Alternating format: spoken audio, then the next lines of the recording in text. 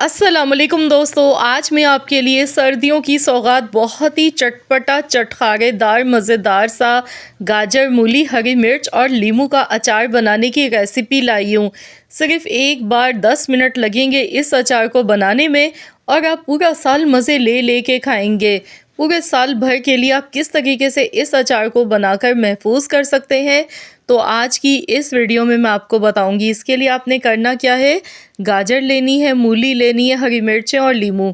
तो यहाँ पर मेरे पास गाजर थी, तकरीबन मैंने 3 दरमियाने साइज़ की गाजर ली, एक बड़े साइज़ की मूली ली है, 8 से 10 हरी मिर्चें हैं, नींबू है 5 से 6 अदद।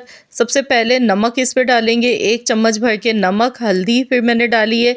अब इसमें मैं डालूंगी कुटी हुई लाल मिर्चें, हल्दी भी मैंने 1 चम्मच भर के डाली है। इसके साथ ही कश्मीरी लाल मिर्च इसमें डालेंगे, इससे कलर दिखने में खूबसूरत लगेगा।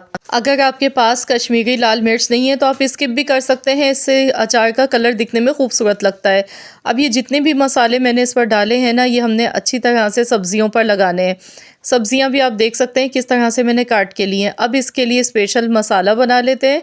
तो चलिए, मसाले के लिए आपने ये अज्जा सारे नोट कर लेने हैं। यहाँ पर मैंने सौंफ ली है, सौंफ मेरे पास है 1 टेबल स्पून। 1 टेबल स्पून मैंने राई दाना लिया है और साबुत धनिया है 2 टेबल स्पून भर के साबुत धनिया मैंने ज़्यादा क्वांटिटी में लिया है।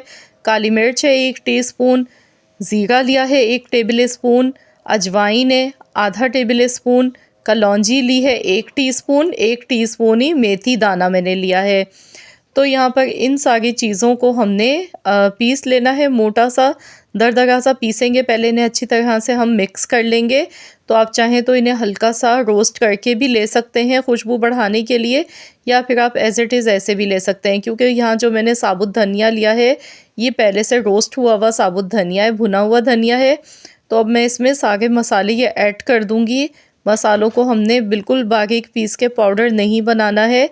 तो इस तरह से अगर आप मोटा सा पीस के लेंगे तो इनकी जो लुक है वो दिखने में अच्छी लगेगी। जिस तरह से हम बाज़ार से अचार लेते हैं तो मसाला इतना ज़बरदस्त लगता है दिखने में। ये देखिए, इस तरह से मैंने इसे पीस लिया है मोटा मोटा सा, और अचार का ये बहुत ही खुशबूदार सा मसाला तैयार हो चुका है। तो अब हमने यहाँ पर ये सारे मसाले भी इस पर डाल देने हैं। अचार का मसाला डालेंगे तो यहाँ पर जितनी ज़रूरत होगी, जितना मसाला आपको पसंद हो उसी हिसाब से एडजस्ट कर लीजिएगा। मैंने यहाँ पर 1 चम्मच मसाला बचा लिया है, बाकी मैंने सब इसमें डाल दिया है। तो मिक्स करेंगे अच्छी तरह से। तो यहाँ पर देखिए मैंने इसे अच्छी तरह से मिक्स कर लिया है। और अब हमने क्या करना है, अगला स्टेप इसका करना है। मिक्स करने के बाद हमने इसमें तेल डालना है ताकि हम इस अचार को लंबे टाइम के लिए स्टोर कर सकें।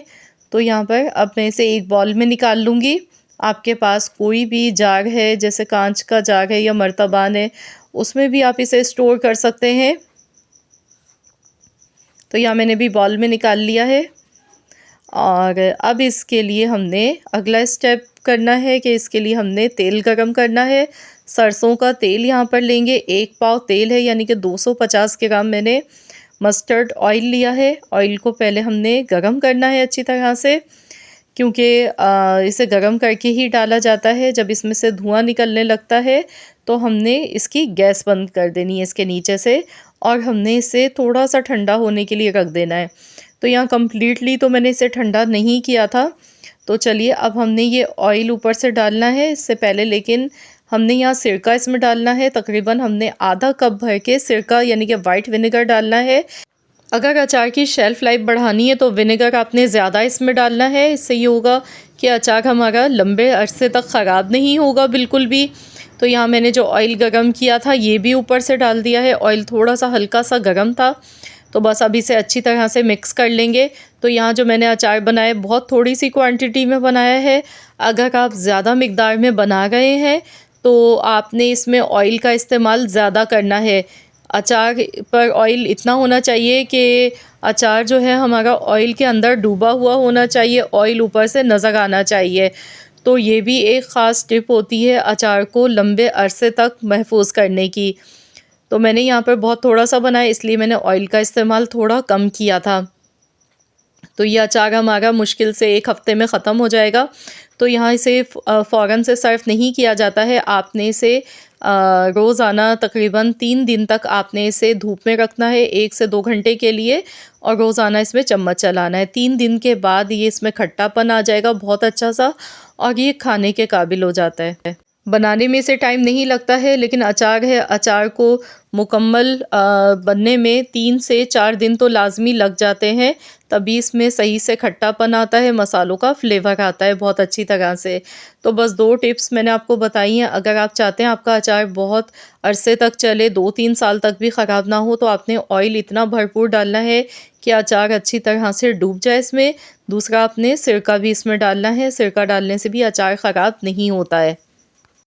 तो मुझे पूरी उम्मीद है कि इंशाअल्लाह ताला इस चटपटे चटखारेदार अचार की ये रेसिपी आप लोगों को बहुत ज़्यादा पसंद आई होगी। आप इसे नाश्ते में ले सकते हैं, इससे पूरा खाना भी खा सकते हैं, दाल चावल सब्ज़ी के साथ। ये अचार बहुत ही मज़े का लगता है, घर का बना हुआ है, बहुत ही खुशबूदार होता है। तो ज़रूर आप लोग इस रेसिपी को ट्राई कीजिएगा, अपना फ़ीडबैक मेरे साथ ज़रूर शेयर कीजिएगा। वीडियो पसंद आई है तो लाइक कर दें, शेयर कर दें। चैनल पर नए हैं तो सब्सक्राइब कर लीजिएगा। मिलते हैं इंशाअल्लाह ताला एक और नई रेसिपी के साथ। तो जब तक के लिए अल्लाह हाफ़िज़।